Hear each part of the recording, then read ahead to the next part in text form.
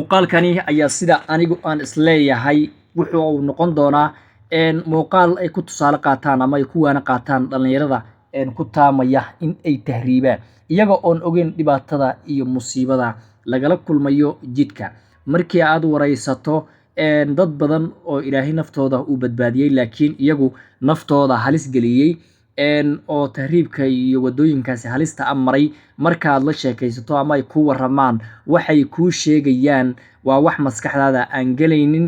laakiin markii qofkii intuu tallaabo oo tiisa aysan gelin gacantiisa ilaahay subxaanahu wa tacaala uu gargaar ugu fidiyo kadibna uu sidii ku tago meeshii uu doonayay, ayuu hadhow intuu sawir soo galo ama uu been u sheego mid kale oo saaxiibkii ayuu doonayaa in wadadii uu halisti kusoo maro ama sidaasi ayuu ku laab qaadmaya kii kale oo waxa uu isdhahayaa meesha hebel uu joogay bal aad oo adiguna tag nimcada uu ku jira hebel.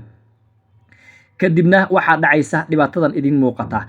markaad la sheekaysato dadkaasi waxyaabaha ay kuu sheegayaan waxaa ka mid ah saxaraha la maro ee aadka u dhaadheer ee aadka u baaxadda leh, dadka aad ka cabsanayso keliya waxaa kaaga sii daran cabsida dadka, oonka, gaajada, haraadka iyo dhibaatada aad kala kulmayso, cadceedda ama qoraxda oo meel aad ka fariisata aan lahayn oo dhulkii saxaro uu yahay, bacaadka ama siigada oo ku laqaysa. Waxaa kuu dheer intaasi oo cabsi kale oo dheeraad ah ay dabcan ay dadkaasi kala kulmaan ba waxay tahay halaqyada wax dila ee wax cuna ee waaweyn sida halaqa goodka la yiraahdo gobra, halaqyo kale oo weliya magacyadooda aad maqal, abeesada iyo kuwo kale oo ciid isku roga, qorotada ama madax taagta baasha loo yaqaano oo iyadana halis ah qofka ay qaniinto uu hor uga dhimanayo iyo waxyaabaha caynkaas oo kale ah. Marka dhibaatada aad meesha kala kulmayso waxaasoo dhanba kuusii dheeraada haddana meel aad fariisato ma lahan, geed aad ku yar nasato ama madaxa aad la yar gashato ama madaxa yar gashato ma lahan. Intaasi oo dhan oo musiibo ah naftaada ayaad ugu horseedaysaa in aad la kulanto ama aad dhimataba. Marka waxyaabaha marka la yaab kale ayaa waxay yacni waxa weeyaan in dhalinyarada Soomaaliyeed ay maalin kasta ku dhamaadaan tahriibka iyaga oo kala kulmayo caqabad xumo, dhibaato aad u weyn iyo musiibooyin kale oo waaweyn kala kulmaya, kuwaansan qaadanayaan oo kuma waantoobayaan dadka walaalahood ah ama asxaabtooda ah ee ku dhamaatay banaankaasi ama saxarahaasi ee meedkooda intii meel loo boholeeyo la gelinayo ama lagu duugayo iyaga oon ehel iyo arxan iyo qaraabo midna aan ka agdhoweyn, halkaasi naftooda intay geeyaan halkaasi ku dhimanaya ama ku duugaya kuma waansa qaadanayaan. Kuwa la socdo uu ku hor dhimanaya saaxiibkooda hadhow wixii bay ilaabayaan. Adduunka bini'aadmiga waa yacni waxyaabaha noolaha kaliya ugu ilaawashaha dhow wax yar oo markii muxuu ahaayey ilbriqsi uu ka soo wareego dhibaatada isla markiiba hilmaamaya. Taasina waxaa kuugu daliil ah qofkii uu ku hor nafbaxay saaxiibkii isagana faraacididoodii ilaahay untiisa aysan gelin ku baxsaday ayaa wuxuu hilmaamayaa dhibkii oo dhan, waxa uu hilmaamayaa wixii uu soo maray kadib wuxuu halligayaa asxaab badan oo isaga muxuu ahaayey lamac ahayd, wuxuu leeyahay wadada soo mara sidaasaan kusoo marnay, hebel ba horteyda ku dhintay, isagoo weliba dhacdooyinka dhabta ah ee meesha uu kala kulmay aan u faahfaahinin ayuu wuxuu u mooshmooshayaa wadadii dhibaatadii taallay. Kadib waxaa dhacaysa inay dhowr iyo 20 kale meesha ku go'aan ayaa dhacaysa. Waadna aragteen bil kasta iyo maalin kasta dhalinyaro lasoo duubayo iyagoo ay badda la quusaysa markabkii ama doonta ay la quusayso, iyadoo oo la dilayo oo intii geed laga laalaadiyey la garaacaya oo caloosha laga tumaya, iyagoo oo hadday gabdho yihiin kufsi iyo jirdil iyo dhibaato loo geysanaya. Maalin iyo habeen waad ku aragtaan media iyadoo la soo gelinayo. Mana jiro mid kuwaansi qaata oo maanta dhalinyaradii kama aysan tanaasulin inay tahriibaan oo habeen ilaahay geliya. Qaar ayaa baxa badankoodana waa ay ku dhamaadaan wadada, in yar oo ilaahay ugu talagalay oo 1 iyo 2 ah ayaa ka baxaysa. Intaasina ma noqdaan in lagu waansi qaato oo maalin kasta dhalinyaradeenii wadada ayay sida ugu baaba'aysa. dhalinyaradani hadda idinkaga muuqato shaashada waa dhalinyaro Soomaaliyeed waxa ay ku dhamaanayaan ama ay ku dhamaadeenba saxaraha iyaga oo naf baxaya oo qaarkood ay naf baxayaan kuwii naf baxayay kuwa kalena ay hayaan oo la hayo ayaa haddana waxaa dhacaysa ama aad arkaysaa in la sii jirdilayo oo dhibaato kale loo sii geysanayo. Yacni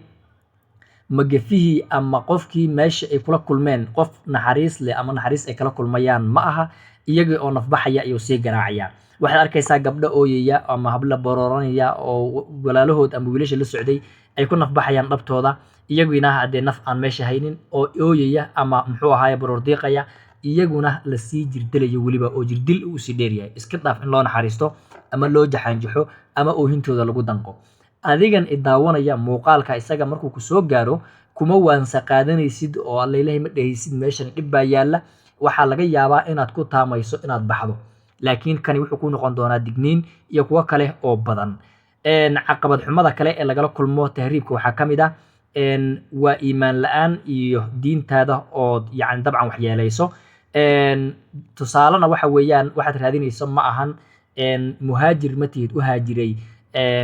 hadduu alla kure u haajiray diinta islaamka inuu faafiyo ama diinta islaamka inuu gargaar ama wax u geysto u muhaajiray ma tihid waxaa tahay nin naftiisa xun iyo hunguri iyo tacab raadis naftiisa u halligaya tahay taasina ilaahay wuu xarimay oo arsaaqda ilaahay meeshii uu kugu qoray halkii uu kugu qoray inaad ku cunto unbay kugu imaanaysaa ma jirto axad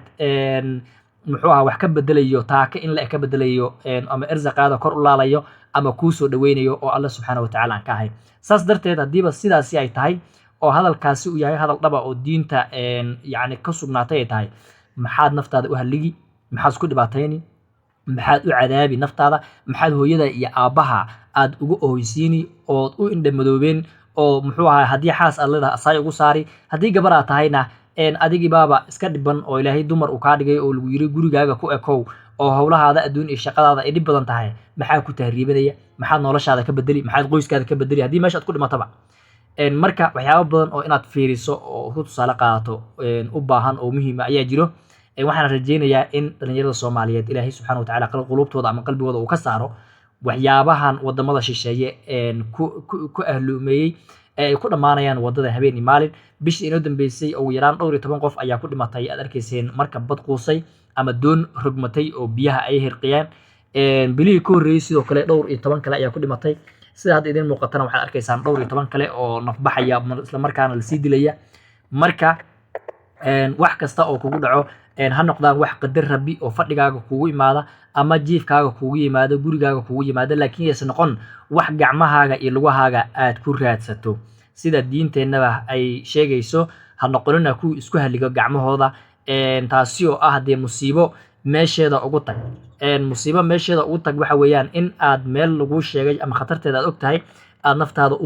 u bareerto adiga oo weliba jihaad aakhiro ama haajir aakhiro ama ajir shaqaysanaysa aan u jihaadaynin ama aan u degdegaynin oo ay tahay naftaada xun iyo baahi un markaasi bini'aadanimo taasi oo kaliya kaaga filan inaad ilaahay subxaanahu wa ta'aala u weydiisato ama ilaahay aad weydiisato inuu kaa saaro taasi iyada ilaahayna wuu yeelaa qafuur raxiim way udcuuni wa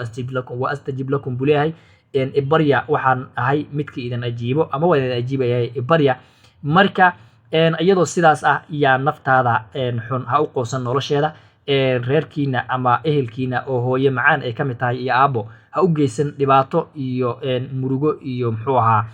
walwal adduun ha u geysan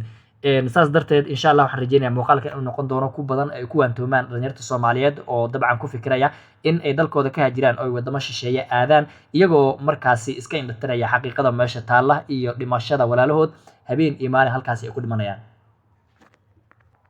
marka adiguna muuqaalka like inoo saar si uu gaaro walaalo badan oo Soomaaliyeed si uu wax uga bedelo ama ay dabcan ugu waasa qaataan dhibaatada ay kala kulmayaan halkaasi iyagoo waliba ku fikiraya in hadda saacada la taagan yahay qaybo badan ama dhalinyaro badan oo walaalaheen kamid ah in ay baxaan muuqaalka like iyo share ba inoogu caawi si uu gaaro walaalaha iyaga ah mahadsanid